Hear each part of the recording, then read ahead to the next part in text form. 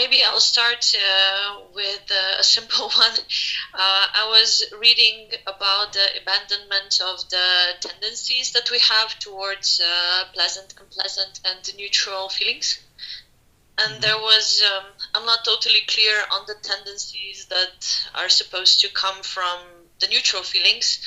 Specifically, it says, when one is touched by neither painful nor pleasant feeling, if one understands as it actually is the origination, the disappearance, the gratification, the danger, and the escape in regard to that feeling, then the underlying tendency to ignorance does not lie within this one. And this just confuses me. I don't understand one bit of it, except that it feels ignorance, but I'm not sure how. The neutral feeling is the one that's pretty much not seen generally by people. It's the feeling that's hardest to see for what it is, as a phenomenon that endures. Like, oh, it's neither pleasant nor unpleasant. People might have an idea about it, but they cannot actually. It's easy to see when you're feeling bad. That's obvious. It's easy to see when you're elated with pleasure. It's obvious. But what it's not obvious is when it's kind of neither. And because it's not obvious, that's why that is felt unpleasantly. Because you don't know it. So when people feel neither, they don't find that peaceful and agreeable. They find that as a kind of, dull, pressuring discomfort. So that's in the talks on our YouTube channel. I did a few on that, and it is practically it's like, when you're bored, how it starts.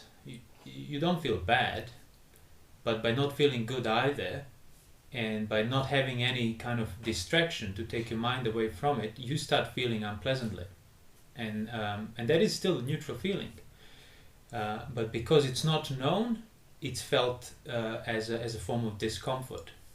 So that lack we basically escalated on our own from neutral to unpleasant afterwards.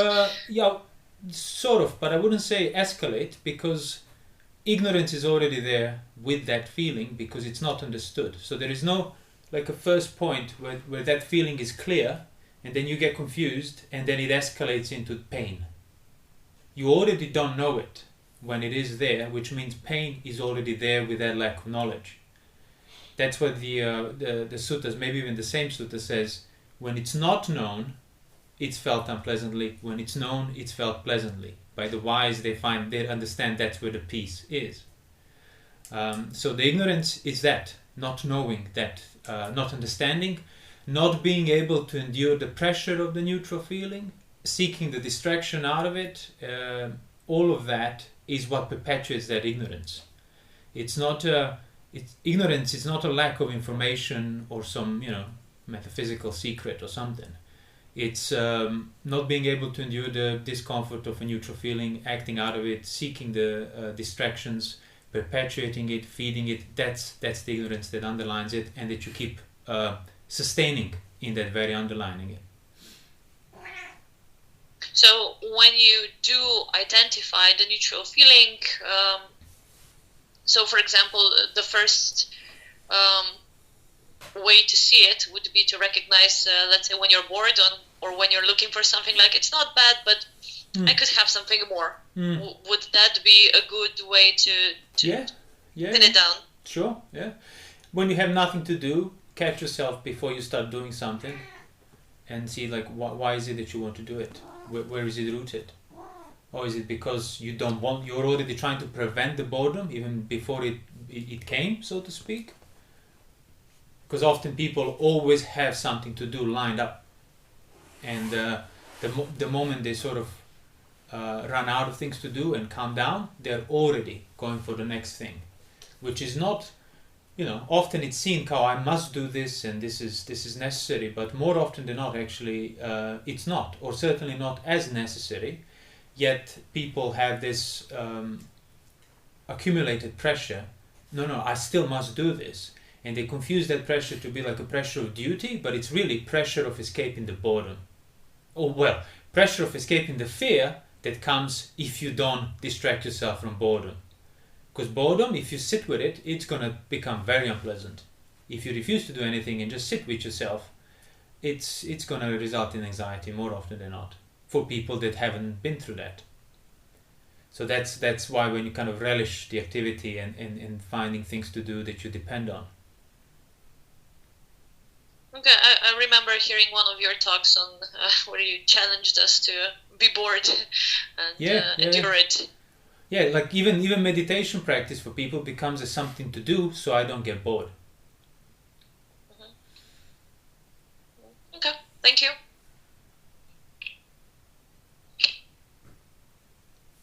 I would actually have a question on meditation. That's okay. Namely, the mindfulness of breathing meditation. This seems to be the most commonly prescribed method of meditation in various Dhamma talks by various teachers, very popular and widespread. But usually this instruction in these Dhamma talks stops at the feeling the breath coming in and out of your body, maybe feeling the entire body. Some say feeling the body of the breath. But reading the suttas, you can see that mindfulness of breathing was much more elaborately described, or this instruction was much more elaborate. So there are such additional units to this instruction, such as tranquilizing the body, experiencing rapture, experiencing pleasure. And then I'm also wondering about this experiencing the mental formations, experiencing the entire mind, and then gladdening, concentrating, and liberating the mind, and also contemplating impermanence, fading away, cessation, relinquishment, as well as contemplating the elements of the elements, so the four elements plus space and kindness, and so the Brahma-viharas. So I was wondering, was this meant to be like a step-by-step instruction on what to do in one sitting? And in that case, I don't think I will remember all the motions when when I sit down and right. Or was it just general guidelines on what kind of sentiments or I don't know, mental dispositions to include in your meditation? So could you perhaps, if we go back to the basics, could you please just give us some instructions on how to meditate, right? How to do meditation of mindfulness of breathing meditation. Well, first you need to become a sotapanna, as the sutta itself says. So that's something that everybody seems to be overlooking and ignoring. The Buddha told Anapanasati to the monks that were very much already on the path and they haven't quite completed it. So he said, let me teach those who still have work to do.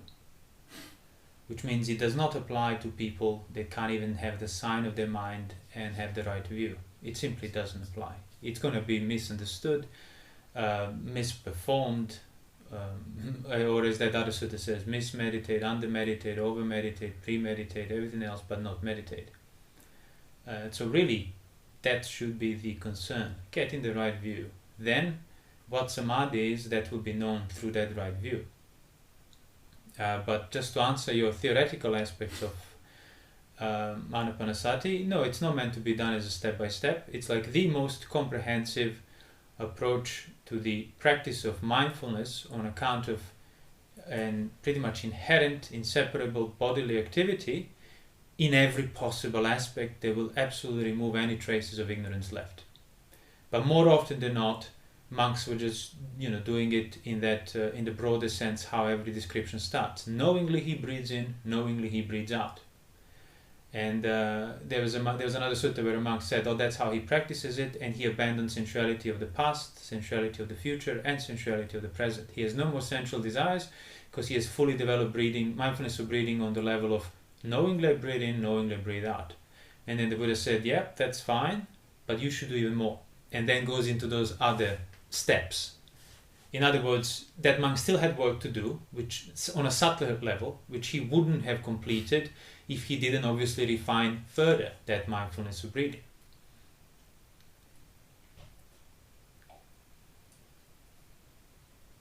Yes, because it continues with the entering the jhanas, and it's yes, inherently yeah. with the But jhanas, again, isn't see, it? that's the whole, like, all of that follows on its own as a result Yeah. of the right view, Yeah. which means it would be closer to the right anapanasati. Say for somebody without a right view, it would be closer for them to do the meditation, mindfulness of breathing correctly, not by watching the nostrils or breathing or following the steps, but by actually seeing the reason behind them wanting to do it in the first place. Why do I want to do this particular mindfulness of breathing? What am I hoping for? Where are my motivations rooted? Because they're still there. They will be enduring there. They will be the reasons for your action, the reason for your effort. So are you trying to gain something as a result of it? Or are you trying to undo that which already prevents you from having the right view? Because right view is not gained. Right view is uncovered. It's a completely opposite direction of where people usually go for. So it goes against the stream, against the grain. And that's pretty much the nature of that, knowing the motivation behind your action. It's behind the grain of your action, behind the direction where you're heading to. So whatever meditation you want to be doing, it's more important to know why and what for. And don't just take it for granted as something that I must do because Buddhists meditate, and whatever comes out of it, it will be good for me. Because, yeah, as many suttas say, more often than not, people like that would end up meditating with their own sensuality, which means no good will come out of it. And that whole notion of, well, concentration in itself is good, that's a very relative statement. Like concentration itself is neither good nor bad. It's just a state of mind directed upon something. So it's the motivation behind that directing that what determines your intention, basically, as we spoke in the last Sunday. Your intention determines whether what you're about to do is rooted in is good or not. Is it rooted in desire, aversion, and so on? So the whole point is to recognize that where the problem is, that it's not in what you're doing as much in terms of meditation and what technique and how to go about it. It's really on the level as to what for and what you're hoping to achieve with. Are you clear? Do you know exactly what this meditation is supposed to result in? Or you're just doing it and then you're basically hoping for some agreeable experiences that will be of the spiritual kind. Means there is no knowledge to begin with there. So you're just chasing the novelties. Not you specifically, just in general, whoever's doing it. Yes. Actually, I was when reading Sutta number 64, Mahamalunkyā Sutta. Uh-huh.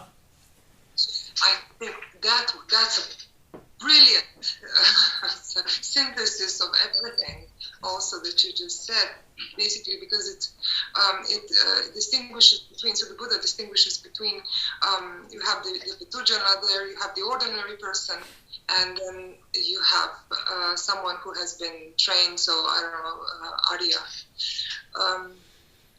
And the way the thing is, the question is how to escape, for example, so how to escape from identity view. So the 5 lower fetters, among these also the identity view, and it's and he says when you teach the Dhamma to someone for the cessation of personality view,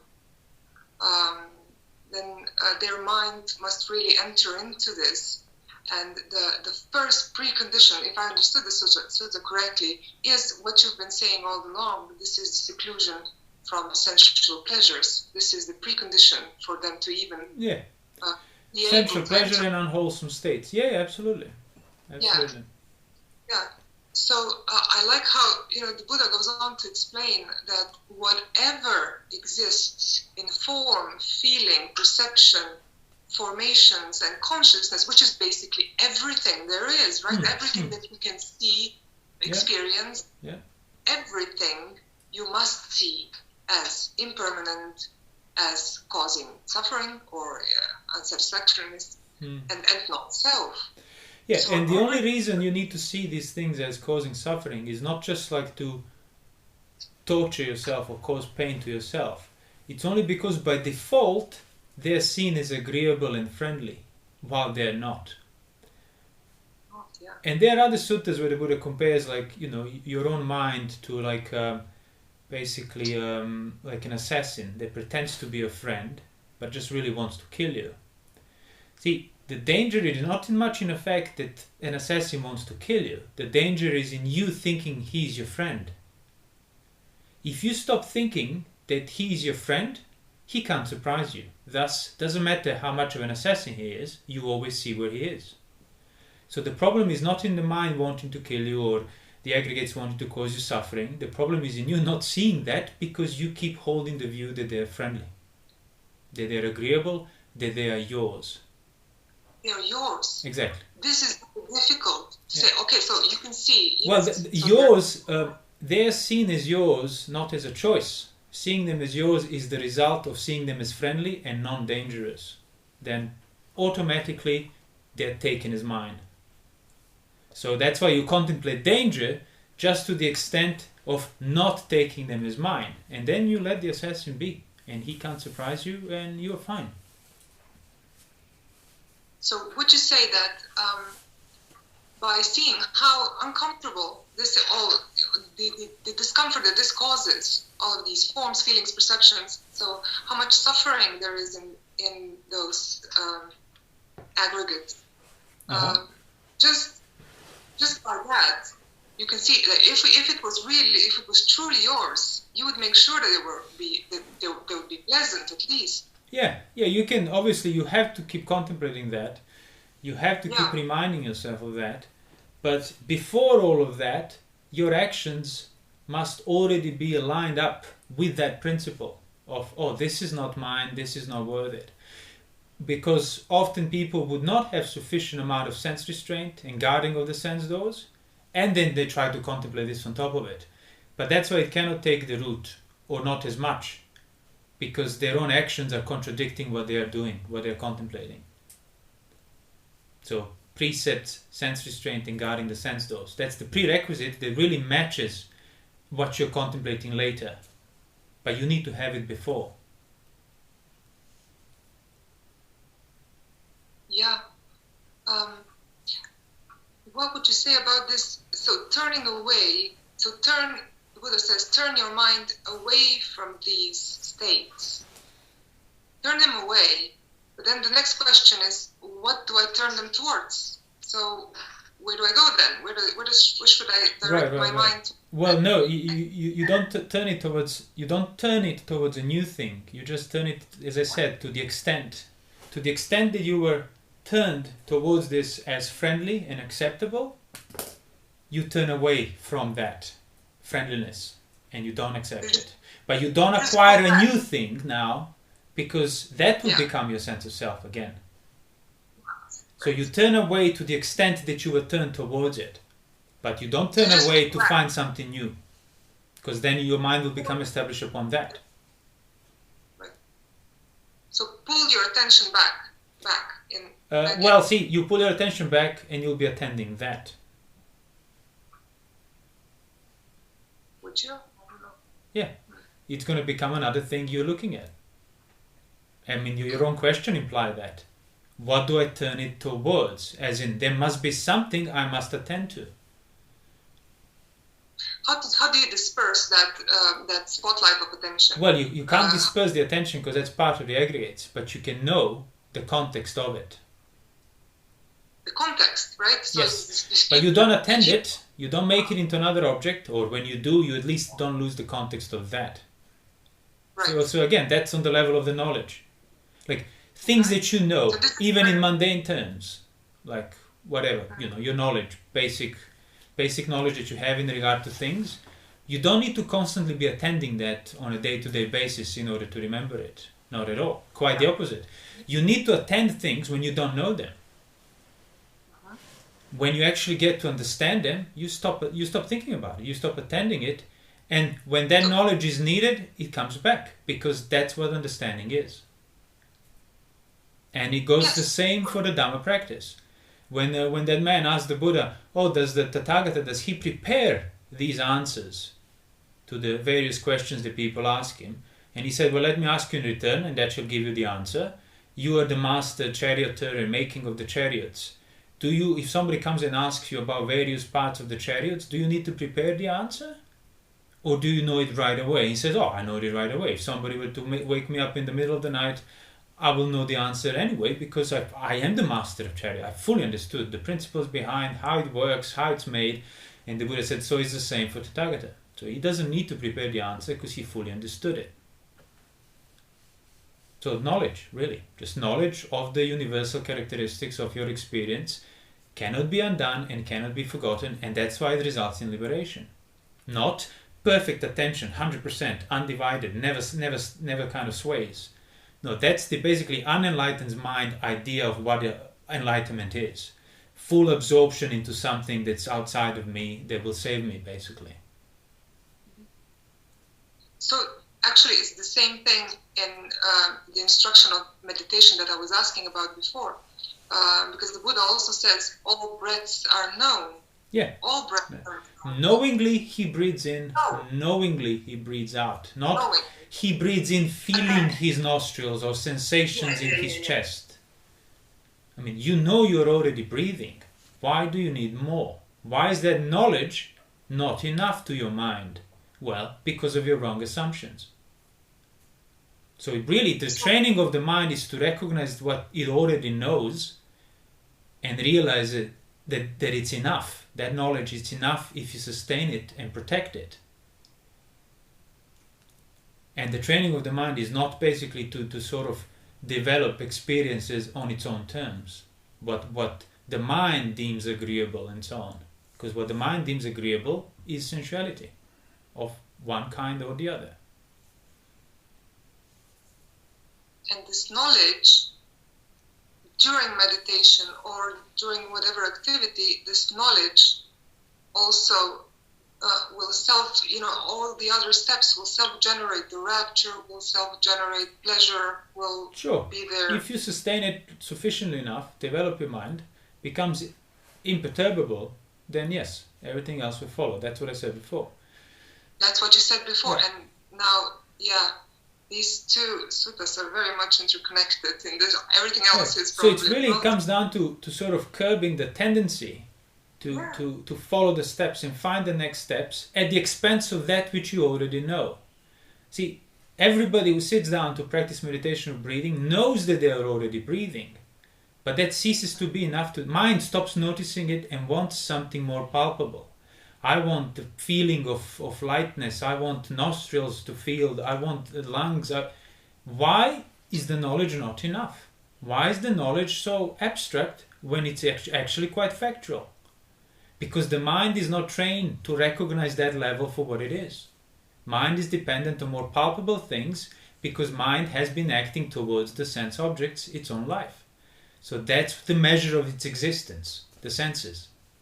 So that's exactly why even the basic knowledge, even as an instruction, it's not people, no, but tell me the steps.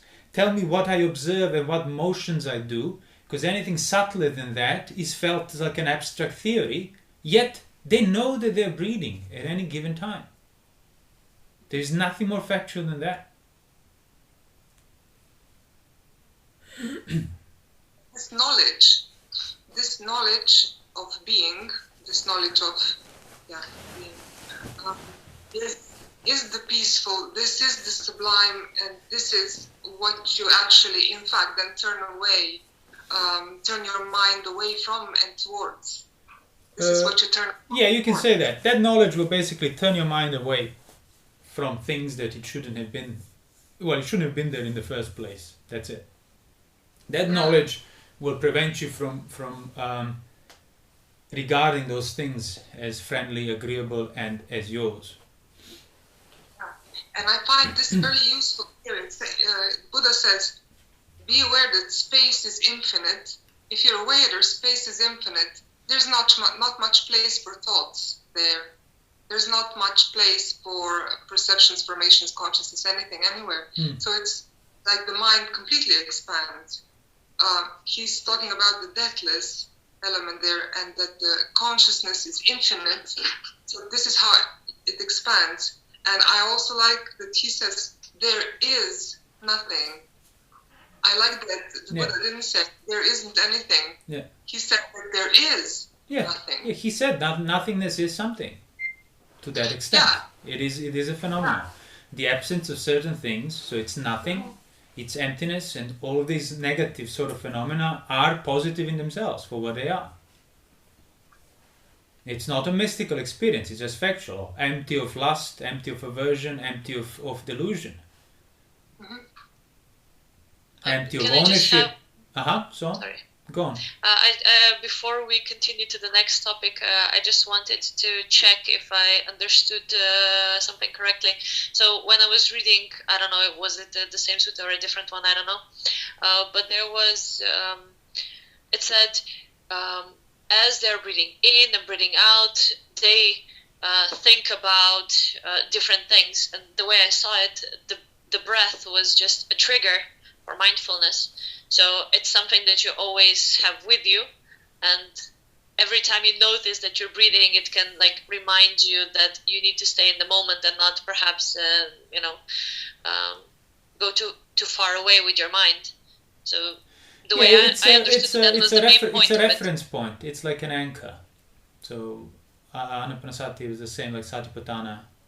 It's the breathing is always there, as I said in other talks, underneath your thoughts, your feelings, everything else you're concerned about or related about. Underneath all of that, this body is still breathing there. So knowledge of that is what anchors you from being driven too far away in those thoughts and forgetting where the anchor is. So it doesn't matter how much about wondering how you're breathing and how it feels like. It's just no, not at all. No, it's knowing that you're breathing.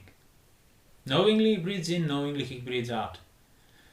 If that's fully developed, to the extent that it can be developed, all those other steps will become apparent and follow out of that. Okay, got my answer. Thank you very much. We have a question here. Could you please say something about the role of faith in Dhamma practice? So faith in Dhamma practice is, as I said many times before, it's like faith you need to have in a doctor that you think he might be able to help you. If you have absolutely no faith in what the doctor says, you won't even try the medicine that he prescribes. So, but equally, if the medicine is not working, you don't need to have faith in that doctor because you saw that his instruction didn't work. That's when you change the doctor. So it's not a blind faith that you must remain full of faith towards the end, for the rest of your life. It's the faith that you can be helped in terms of the Dhamma practice, and that faith should then be practiced out of and eventually replaced with the knowledge that yes, this medicine worked and I'm healed. I don't need to have a faith in this doctor anymore because his medicine worked and now I'm confident that it was the right instruction. That's why in the suttas, a person who gets the right view, their faith gets replaced as, how do we call it, confirmed confidence. Now they know for themselves that the medicine works because they can see themselves healing. But it's certainly not the faith that would be on the level of I have faith, the Buddha was the greatest and I'll be saved on account of that faith, like, what in Christianity is often found. Mind you, in Buddhism it's often found. So it's the faith that should make you practice. That's it.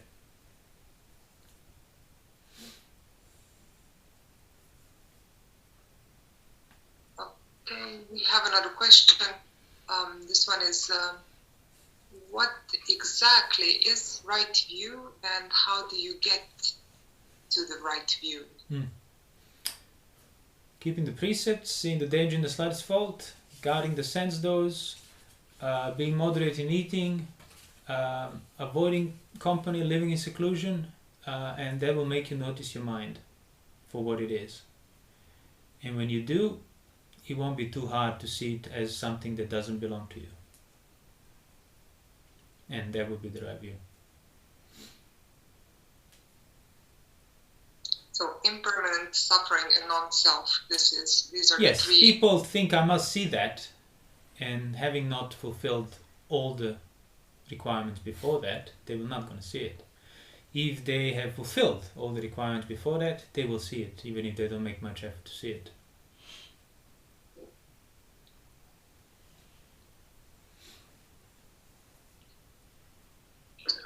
I was reading a little bit about non-self as well, and while some things are very clear, like all the things you should not consider as self, but then that leaves us with the question, what remains? So if we take all of this away, the guidelines, the criteria that were stated were so something that is permanent and something that we have control over. So what, in your opinion, would be then qualified to be called self? I don't quite understand. So what is permanent and what do you have control over? So in one of the suttas it said, so if things are impermanent, they cause suffering and therefore should not be considered as self or mine. Yeah. And then similarly it said, if things were mine, then I would have control over them. And since I don't have control over them, they're not mine. So, and many different suttas say a lot about all the things that are not self. Yeah. So I was wondering what remains. Nothing. That's the whole point. There's nothing worth being calling self, nothing worth owning. Because if you do, to that extent, you will be liable to suffering. That's the whole nothingness practice. But for example, if I think who I am, I think about all the choices I made in my life that led me to this point. So at any point in life, I could have made a different choice, and I would have become a different person. Mm-hmm. So if I consider these choices, all the past choices, don't they fill this criteria? I mean, they're permanent. Once they're done, they are done.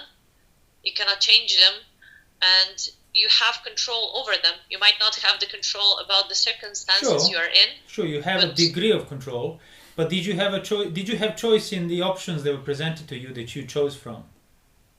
No. Exactly. That's the circumstance, I would say. Exactly. So your choice of control is always second to the circumstance.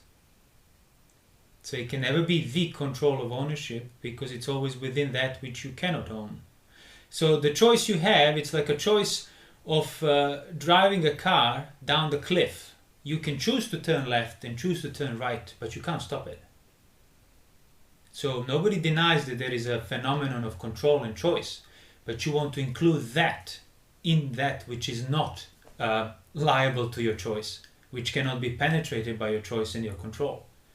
And that's exactly why I asked you for the options. Yes, you chose this on account of this, but did you have a say in what arose for you as the options of choosing? No, and you never will.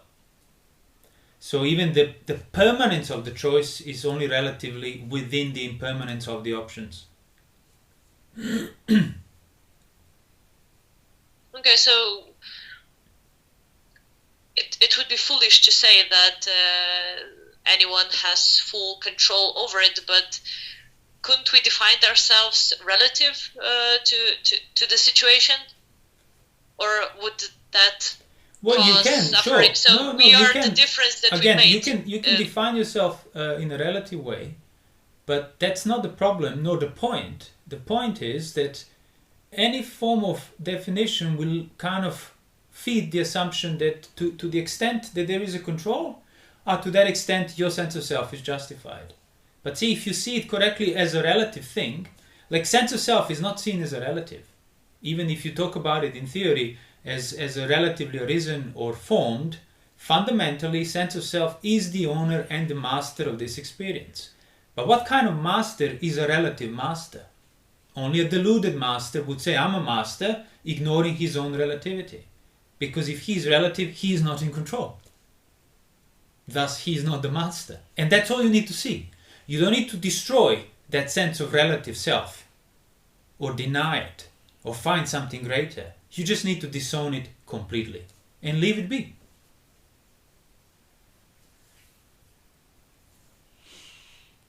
Okay, I'll have to think on that. But thank you. Just a quick note.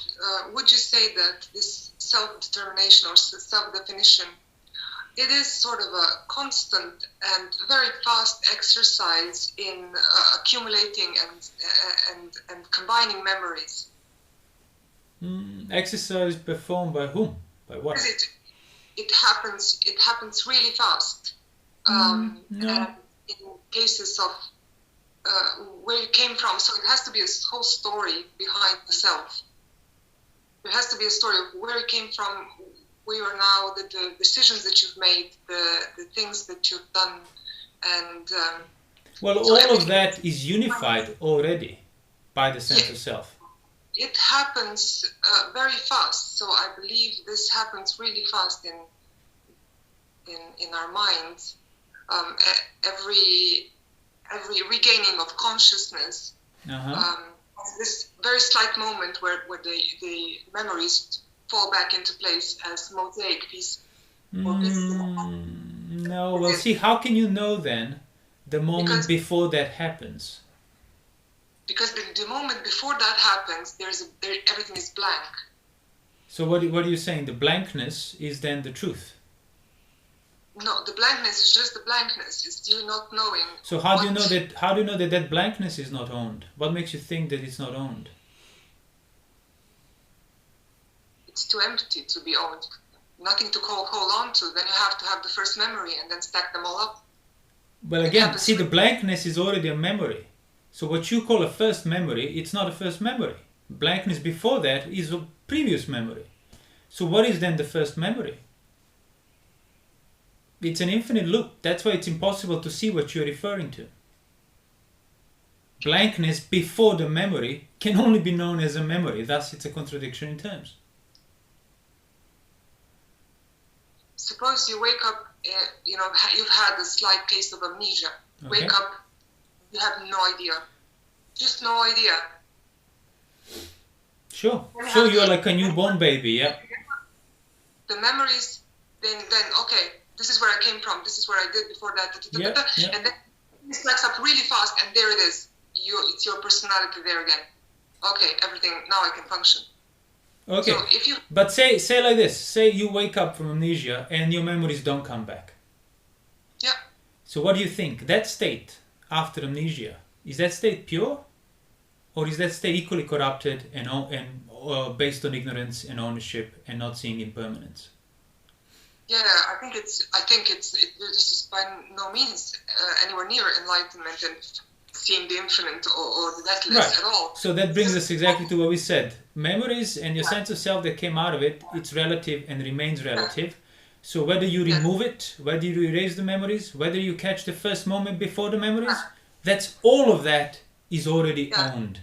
That's where the Buddha said that even like the newborn baby that doesn't have the memories, has not developed sensual appetites, has not corrupted itself, the mind, the senses are already underlined by all the asavas, by the tendencies, underlying tendencies towards sensuality, towards craving, towards views. Which means it's not a question of catching the first moment and then the second moment. The question is abandoning the whole picture. The whole thing, because it's you can just see that it's conglomerate. Yes, but it's irrelevant whether it's a conglomerate, or if it's a one thing, if it happens very slowly, if it happens very fast, happens within the framework. And it's the framework that needs to be abandoned. And framework is not happening very fast. Framework is there from the moment you're born. Yeah, that's always there. Yeah. Yeah. So that's the point. Thus, how many memories you accumulate, and if you're trying to forget or undo, all of that is second to the problem. The problem is underlying tendencies towards ownership that are pretty much manifested. They start from the beginning. As I said, baby has no sense of self that has developed on account of choices and so on, yet it keeps acting out of these underlying tendencies, which is why it develops the sense of self. That's why I keep saying the sense of self is not the problem, it's the symptom of an underlying problem. Acting out of pleasurable feeling, acting out of neutral feeling, acting out of uncomfortable feeling.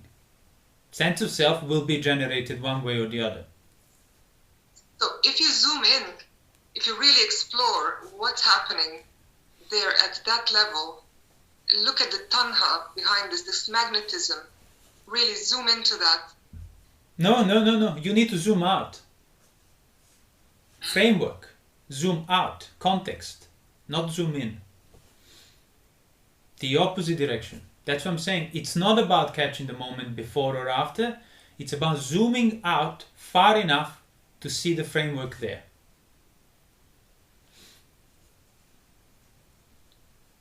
And that's where tanha is. Will you see the tanha in zooming out as well? Maybe you will, because it's probably... That's the only place you will see it. It's tanha is not a momentary response. Tanha is basically the whole direction of your mind already on the level of that framework. Okay, maybe we're talking at cross purposes here. I was thinking of exploring a certain emotion, really feeling it, really going in there into that, the feeling, really exploring it from within. And at a certain point you will feel this humongous pool, the pool of personality. And when you feel like you're in I think we're talking about the same thing, but I keep trying to point at opposite direction of what you're saying. See, you don't explore the feeling by getting into the feeling. Yeah. That basically means making it even more particular, which means falling away from the nature of the feeling. Well, absolutely, yeah. You need to zoom out. Okay. So instead of going to feel it more, you zoom out to know it more. Know what's already there, whichever way it's there. You don't need to make it felt differently to get to understand it better. Whichever way it's felt, you want to know it to that extent. That's the framework I'm talking about. So it's the opposite of falling onto the particular level. It's staying on that general, the background I often talk about. And that's where the tanha is. That's where the tanha is, yeah. Okay, next question. Yeah, Bhante, thank you again for your willingness to give this question and answer. This is something that is quite interesting to me, namely, to what degree, if at all, it's even possible to meaningfully talk about self within the Buddhist framework. Because from what I've heard from some of your talks, it's not... Some people have this very, I would say, simplistic understanding of what non-self is supposed to be. Often it is understood either as a simple negation of the self, or they go down the Humean line where they think that basically it's more or less a mosaic of, aggregates, and then they say, well, there's no self because in every moment of experience you have these constituents, so if you break this down, this is who I am. But this is just, I would say, a very experientially naive way of thinking about it. But the thing is, for instance, when I was reading this sutta, All the Taints, he ends up with a list of basically all the views that are wrong with regards to the self. So all the views that arise from sensual desire, being, and ignorance. And can I read them out shortly? Sure. Okay, so he says, these are the 6 views that arise in someone who basically is ignorant, if we oversimplify. Self exists for me, no self exists for me. I perceive self with self. I perceive not self with self. I perceive self with not self, and everlasting, enduring self. Yeah. So everlasting, enduring self, okay, let's put this aside. Let's say that, for the most part, even in most of, say, Western thought nowadays, there will be very few people who would be willing to adopt some view of this type. But the other views are either present in everyday experience or in most of philosophical accounts that you would find. For instance, you might say someone like Husserl would say that, I perceive self with self, so you have a transcendental self that perceives the empirical self, or many similar. Might say, okay, well, this transcendental self is not really a self, it's a non-self of sort, but all this is wrong. So I'm just curious, there would seem that there is a certain place for the self, so to speak. It is naive to say that non-self is simply a negation of, the self in some strong sense. So I would just be interested as to how would you suggest one goes about reflecting on the self, and what would you say the term, the notion of the self designates, or whether this is even, something that could be articulated. I'm not particularly keen on the idea that it's not. In the past, I would be. But now, this would be, for me, somehow a cop-out of sorts. So, if you have any thoughts on that. Well, yeah, there is self, it's not yours. That's it. So the Buddha never said there is no self.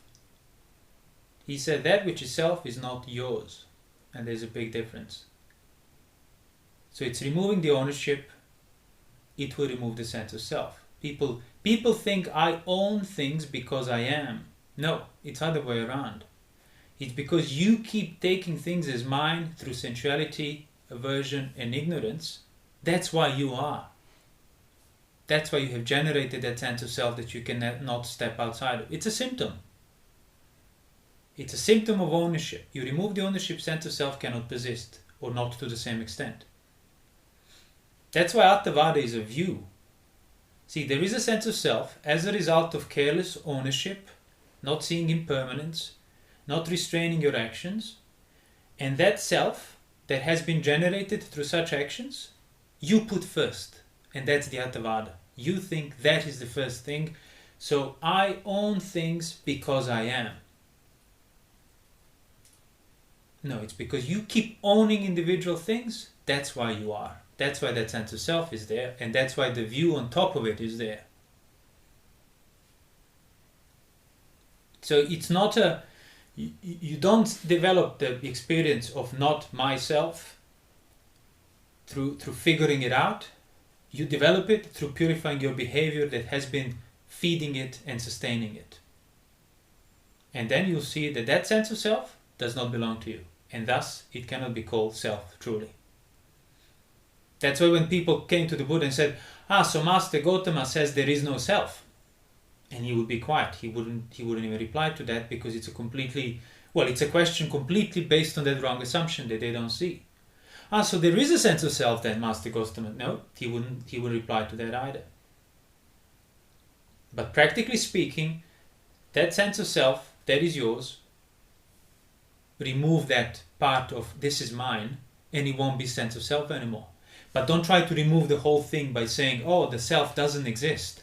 If it doesn't exist, what are you referring to as non-existing? There has to be something that's being designated when people say, there is no self.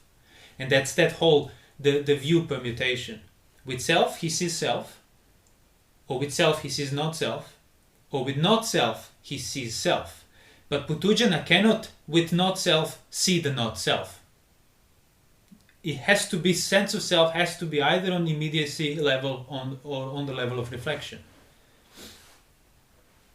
But if he were to undo the ownership of any kind, through contemplating impermanence, sense restraint, guarding of the sense doors, then he will be able to see not self with the not self. In other words, without owning the sense of self, he can see that self which is there, which won't be self anymore.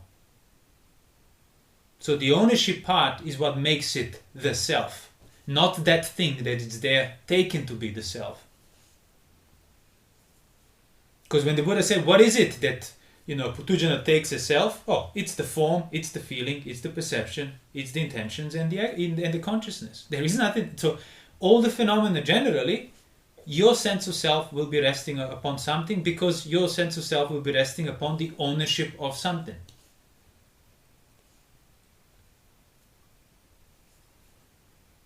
So, if I understand correctly, if you remove this ownership, you also remove the attachments you have to it, and therefore you would see it more objectively. Is this the difference? Sort of. It's basically, if you say, you keep eating food that doesn't agree with you, and your whole body is suffering, you're having headaches and who knows what else, and you don't know the reason. You don't know that it's because of the food. So now you sometimes you have a headache like this, but if you concentrate on something else, headache disappears, then you think maybe but either way, you keep eating the food that it's making your condition worse. Then you find out that was the problem. You stop eating the food that was bothering you. Sufficient time needs to pass basically until the body recovers, and the headache will slowly dissipate and not come back. And that's what will happen to the sense of self. Not that you're going to lose your head that used to hurt. You're just going to lose the pain of that which still remains there. So that sense of self, that sense of an individual that's still making choices, that remains. But the emotional ownership of it, that's gone. And that is an arahant. That's why people cannot think, or either cannot understand, or think arahant is this spaced out robot, unaware of himself. No, he still makes choices, he still prefers, he still has agreeable and disagreeable. He has no ownership of any of it, top to bottom. And that's why he cannot suffer, because he's not involved with the wrong view. Would you say that this, so this is something I read in the suttas, I thought it was really nice, that the sense of self is actually a corruption of the mind. It's a corruption. So the mind, without the sense of self, the Buddha says it's malleable, wielding, and radiant. Sure. But see, if somebody is not free from the sense of self, their thought of a mind that's malleable, radiant, is taken as their self. In other words, that's not what that mind is. So then now you are perceiving the idea of not self, mind free from self, with your current self. And that's one of the views that is read out. So you cannot even theoretically understand mind free from the sense of self, free from the ownership, unless you have developed non-ownership here and now. I received another question very much related to this. So the question goes, if nothing is yours, what is then your mind? If nothing is left, how do you train your mind? Or what do you train your mind with? What do you mean nothing's left? Everything is left. You haven't touched anything. You just removed your gratuitous emotional ownership of it. You don't need to destroy things to not own them. You just need to stop regarding them as yours mentally.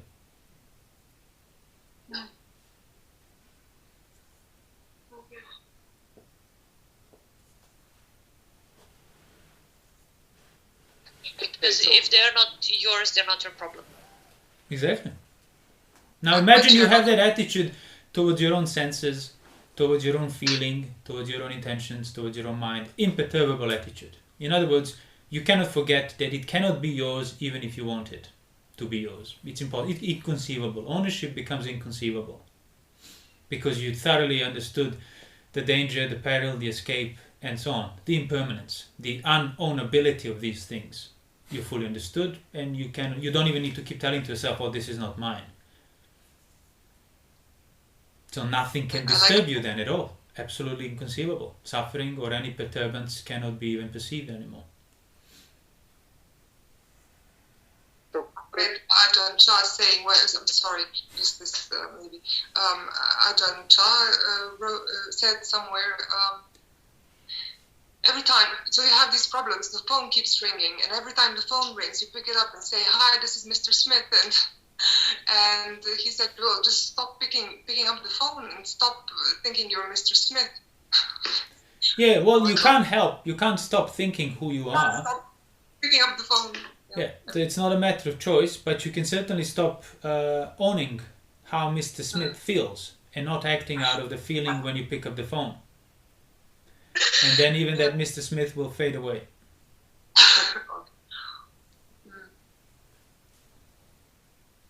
So could you, in a certain sense, say, because this act of ownership is interesting, could you say then that maybe one way of putting this would be to say, to realize that the structure of the self, so or the sense of self, is something that is embedded in a larger picture, in a larger process, which is basically selfless. So there's already this sense of the act of ownership, the process of ownership, right? Because there's a slight potential danger here. You might say that, well, where is this sense or process of ownership nested? So who is it that wants to own? Right. That's a problem.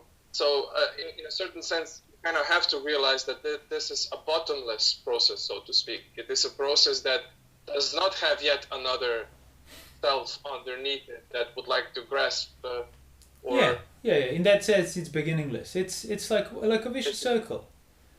Mm-hmm. I mean, like, you have a headache because of the food you eat, and you keep eating the food because you think it suits your headache. So headache is not a problem, it's a symptom, but at the same time becomes a problem because you keep acting out of it. Stop acting out of it, it's going to be seen as a symptom, and then eventually you're going to discover what the real problem is.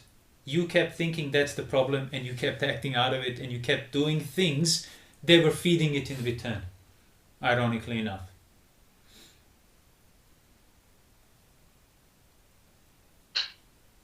In the Buddhist perspective, so the overall general framework, the question as to how and why this came to be is a non-question, so to speak. Exactly, it's a question of, like when the Buddha said, imagine a man being shot by an arrow.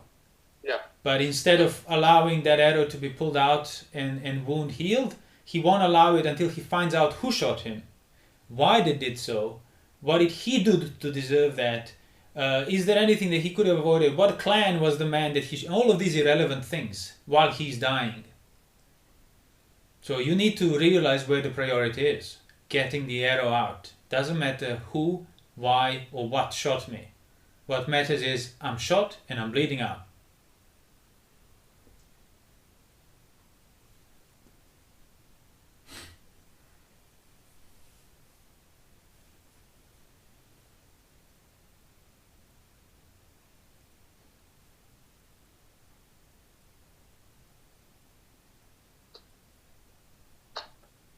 Okay, I would have a question.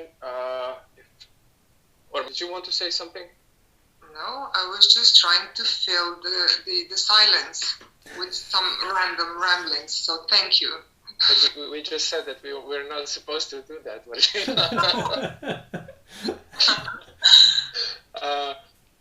Yeah, so I'm just...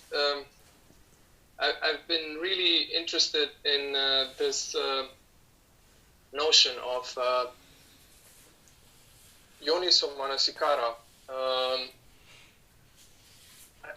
First of all, I find it fascinating how basically, for example, in the West, this one particular notion, sati, became the main focus of interest, and it's all about mindfulness, and everything is mindfulness. Can I just, can you also explain the word, because I don't know some of these foreign words, and then I just lose the track of the... Yeah, don't worry, that was the general idea, so I didn't want to just jump in.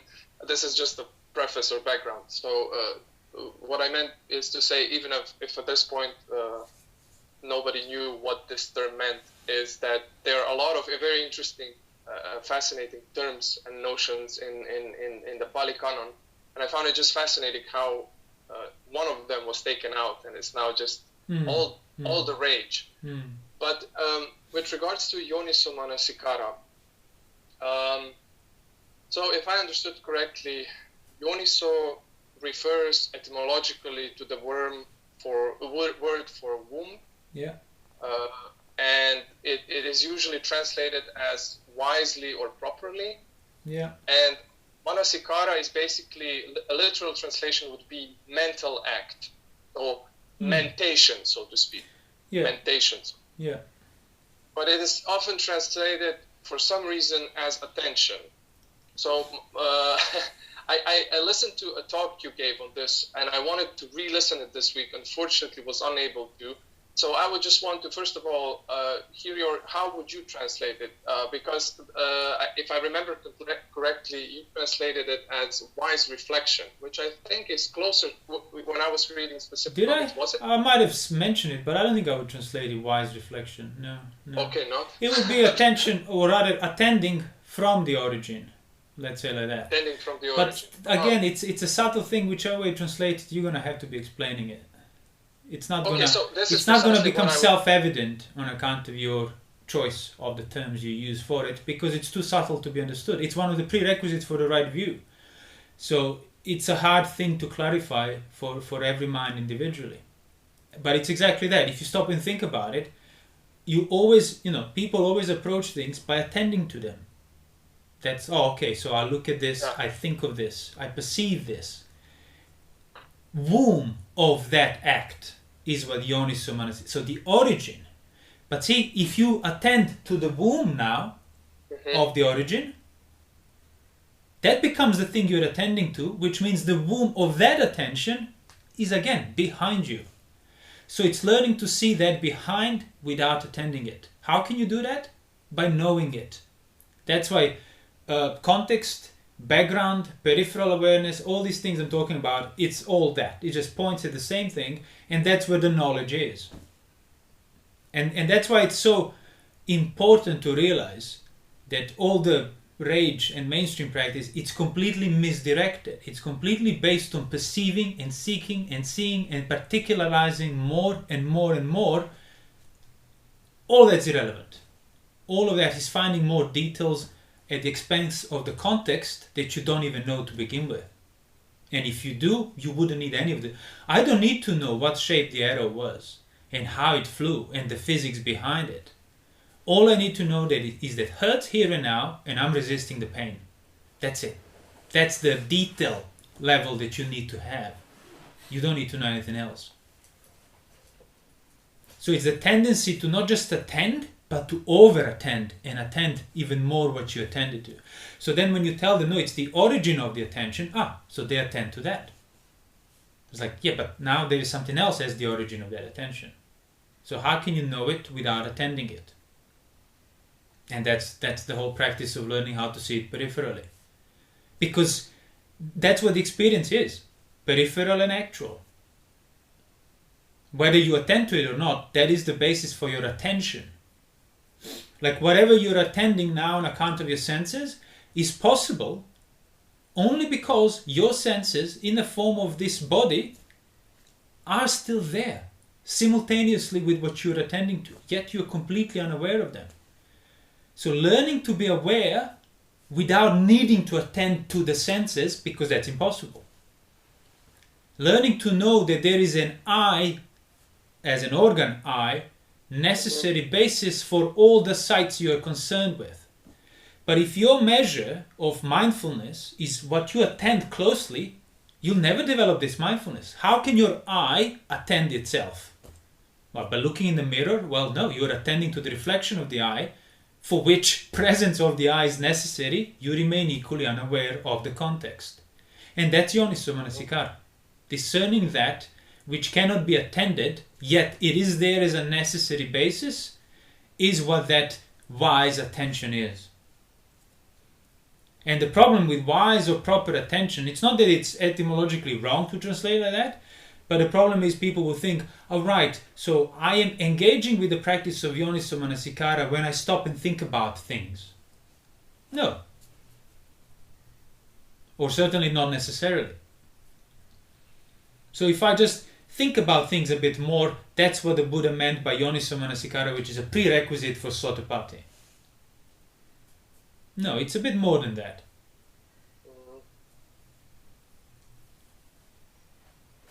It is precisely for this reason, because of what you've just described, that I found this idea of reflection, or the term reflection, so useful. You know, precisely this notion where you're not engrossed in the object that is given to you, but you're basically trying to capture the whole setting of it, so the dynamics of you intending towards the object. You're trying to capture the whole setting, like the Erlebnis, the German word that Heidegger used, without making it an object.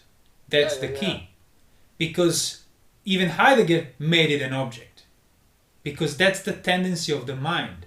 You see the context, some people more, some people less, but then you take that for granted, and that becomes your object. And you lose context in regard to that. So yes, you want to capture the setting without attending it.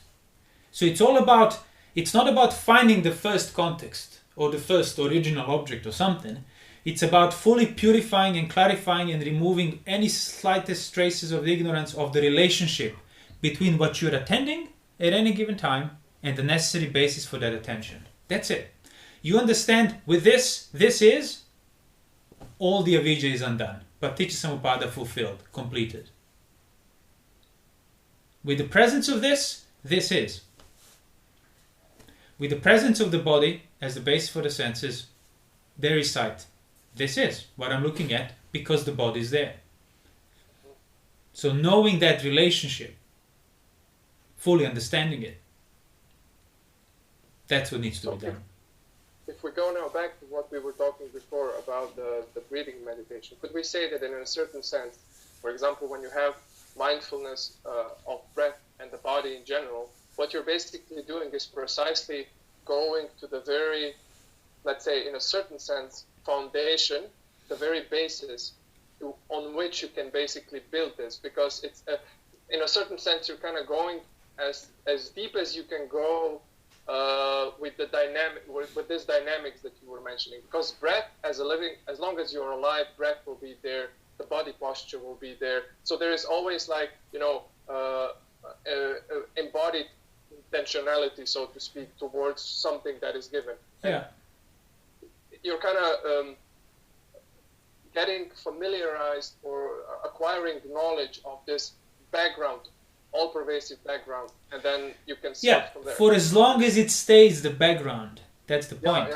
Because it's too easy, to start attending to the breath and the body as an object of your attention, which means it's not a reference on a background level anymore.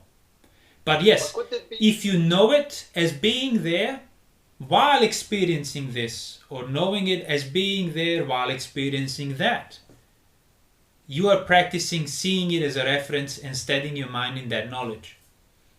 And then yes, you don't need more than that. That's what Buddha said, all these different, satipatthana of this, mindfulness of that, or he's mindful of the body to the extent necessary for the final knowledge. Just that. So to the extent necessary, you have fully understood this context, extent necessary for uprooting of passion, aversion, and the need for distraction and ownership, and that's it. So the question would be, I completely, yes, so I find this very helpful, but the question would be, would it be right to say that as an intermediary step, so to speak, you make something that is implicit explicit so that you actually know it? So what I mean by that is, everybody in a certain sense know that he or she breathes, right? But you have to make it explicit in the sense that you become aware and that you understand, and then you move it into the periphery, but the quality has changed. Yeah, if that's what you are told you're supposed to do. But people are told the opposite. You're supposed to attend it even closer and catch even more specific sensations. If they were not told to do that, there would be no problem. But initially, whatever you do, you have to do it by attending it first. But if the knowledge of the peripheral is there, you won't be confused in regard to that. That's why Arahant still has attention, and he still attends and chooses, and as I said, prefers and so on. But there is no more perverting of the order and confusing and putting the second first and so on. That's impossible.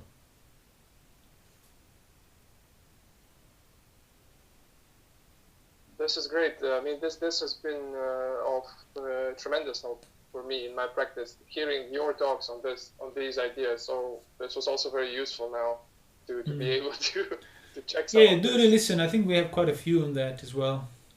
I'm probably saying the same anyway, but yeah. Okay, so gaining the right view is what this group and everyone should be striving for. Yeah. Gaining right view, and then we'll be able to understand everything else. Yeah, then you will know what you need to do to be fully enlightened.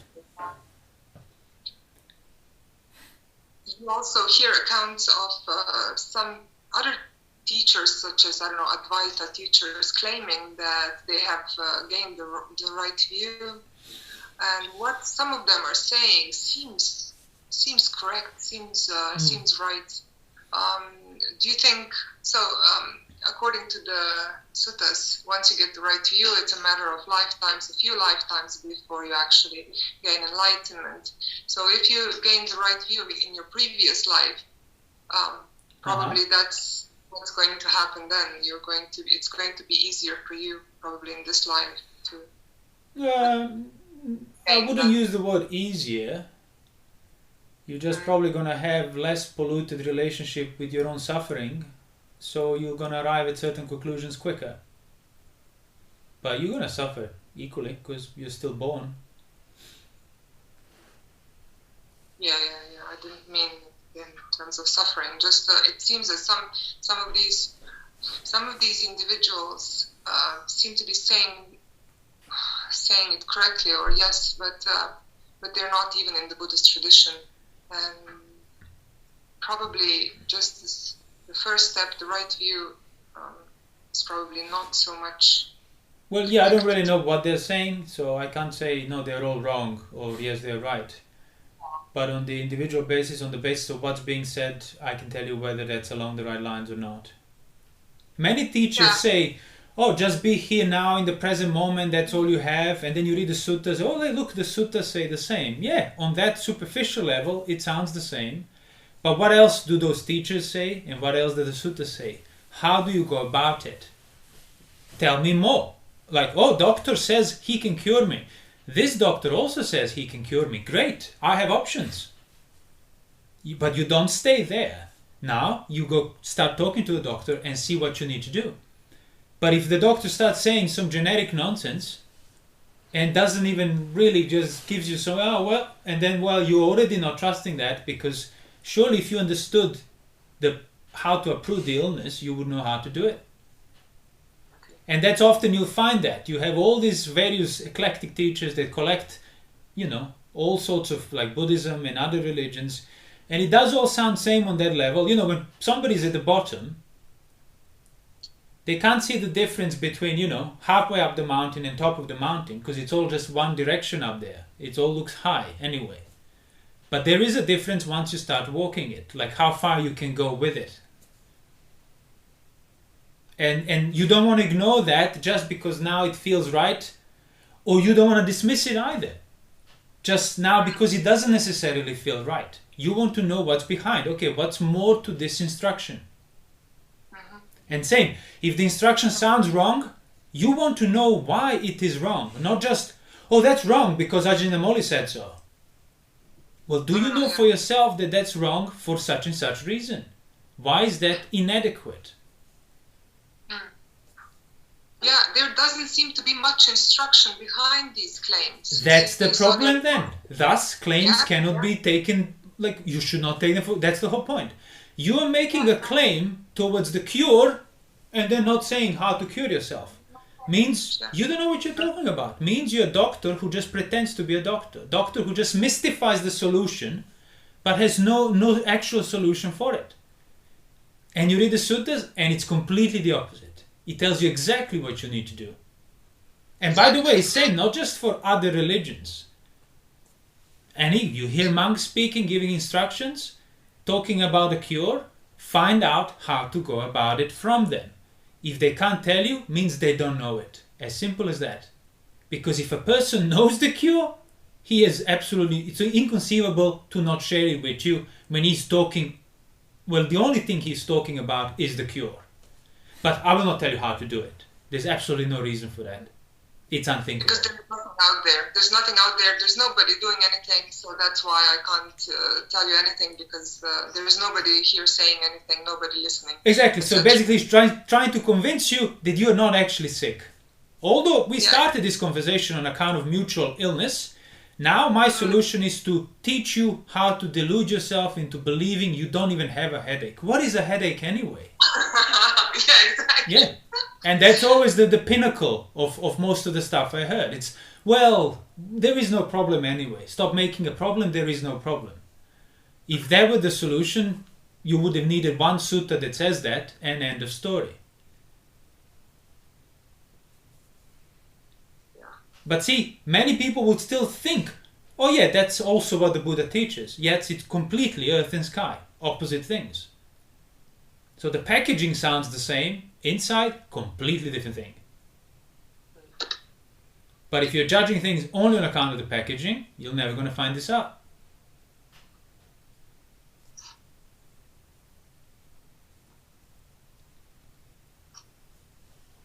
I have a follow-up question to the earlier one I had. So if boredom is one of the things that is challenging for me. It's I'm a very active person, and I feel that there is something I could learn from it. And it's quite easy to decide. Okay, not easy, but at least doable, to decide I will not talk, I will not walk, I will not actively do things. Mm-hmm. I will not watch TV, I will not go for a walk, I'll just sit here. This is not trivial but easy. But how do you deal with your mind? Because I find it very easy to distract myself with my mind alone. You know, you can start thinking about memories, you can start making plans. Plans are one of the big right. ways to distract. Practically, maybe you don't have to do it on such a rigid level to begin with. I will not walk, I will not move. But instead, choose on the level that you can sustain for a longer period of time. Such as, I won't switch the TV on, look at my phone, leave the apartment, but I'll move around, drink tea, sit about. I won't sleep, I won't read, I won't distract myself, but I'll stay here. And then the mind will obviously start thinking about various things initially, but spend 3 or 4 hours, maybe longer like that, the mind will stop, and then you will be back to where you are.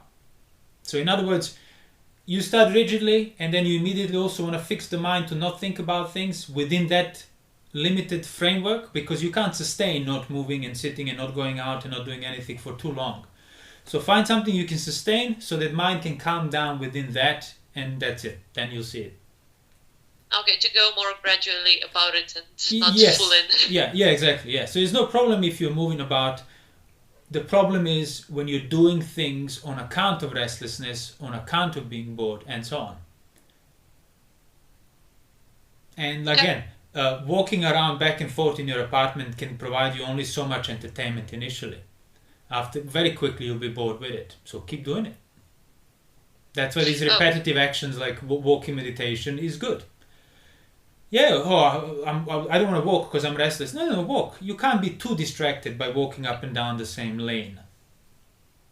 I can go for hours just walking and thinking, and making plans and things like that. Yeah. That is... Well, if that's what you're actively doing, then you can't say you're not doing anything. You're actively making plans. So then don't do that. But if the mind still keeps popping up with things, that's fine, that will calm down, but you also have to stop fueling it. Oh yeah, I'll think about this, I'll think about this, I'll think about this. Because you do have that choice. Whether to think about what mind presented you with or not. So you just like drop the ball. So when your mind throws you an idea, you don't hold on to it and you say, okay, when the mind throws you the idea, you don't delight in it, you don't welcome it, but you don't deny it either. Because see, the people don't want to stay in that kind of state of in between. Mind pops up with stuff and I'm enduring, not giving in. So they want to prevent the mind from popping up with stuff. And that's usually meditation techniques come for that purpose. So I can stop thinking because thinking is the problem. No, it's you being moved by the thinking. That's why there is a problem, not the thoughts. But for as long as you think the thoughts are the problem, you're mistaking the symptom for the root cause. So don't try to prevent your mind from coming up with this stuff, but certainly prevent yourself from accepting it. And that's the work. That's the endurance. And you don't need to endure self-inflicted torture and hunger and sleeping on the nails and whatever else to develop your mind. You just need to endure these very things that you have on your day-to-day basis. Mind throwing stuff at you and you're just blindly catching it and accepting it and following it along. Don't do that and you will be training properly. Yeah, thank you. I would just have a short question on the daily practice, and it's just the feeling I got from some of the things that you said. Would it be correct to say that you are not particularly keen on, say, suggesting to anyone who started being involved with Buddhism to have like this daily meditation routine? I got the impression that you would prefer to suggest that they do something else instead. Well, you can have a meditation routine. I would just not agree to the type of meditation people are doing. Okay. I wouldn't agree to what they call meditation to be. But yeah, you can, like, routines are useful, certainly in the beginning, but it's like what you perceive to be your duty. That's where the problem is. And that's exactly the thing. See, people, I must meditate, because of this, because of that. All of that is rooted in them still not knowing why they're doing it in the first place. So that should be a meditation. Knowing the intentions behind your actions. Developing the context. So the reason why I sometimes bring up this question about the reflection and dispersivity and whatnot is because for me personally, it was extremely liberating where I, at a certain point, allowed myself to actually bring more reflective and discursive activity into my meditation technique, right? Because it somehow seemed that this is like forbidden. Sure. But when at a certain point, for instance, I can give a concrete example when a very unpleasant feeling arose during meditation. Instead of my trying to either focus on it or focus on the breath, I started asking questions such as, what would it mean for you if this feeling persisted for the rest of your life? Yeah, that's it. So, and for me... And that was the actual meditation part. See, you broaden the context with a simple question aimed rightly. And by the way, the suttas are full of that. Like Mahamoggallana, before he developed jhana, the meditation of meditation, how he developed it? By observing the soles of his feet or nostrils or... No. He developed it by sitting down and saying, first jhana, what is the first jhana? Well, the Buddha said it's this, and this. How about I think about all those things and fully understand them? And by doing so, he entered and abided in first jhana. Thinking and pondering. Basis for arahantship as well. Yet today perception is focus, concentrate, ignore, cover up, shut down. Yes, precisely, and I think that this is it's really important to kind of dispel this notion, this idea. Yeah. Again, for me, it was. Every now and again, you would have in different fields or spheres of your life these qualitative shifts. For me, it was something this simple that was like an enormous... No, I know, because, like, I started also as a layman, like, really just any form of Buddhism. I didn't know right from wrong in that sense. But in hindsight, I could tell then what things were along the right lines and which one weren't. And I was very dutiful when it came to the meditation routine, out in the morning, out in the evening. It didn't matter, every day, if I had to work or whatever else. And I thought that was my duty. But in hindsight, I realized I would have been better off if I didn't do that and did other things that I didn't know were my duty, but fortunately did them. So, for example, I would fulfill my duty of meditating for an hour in the morning, in the evening, and then go out with friends. I would still keep the precepts. That was not the issue, but it would be a fun time. Men, women, company, all of that. And I felt fully justified in doing so because I fulfill my duty of meditation and hey, I'm still keeping the precepts.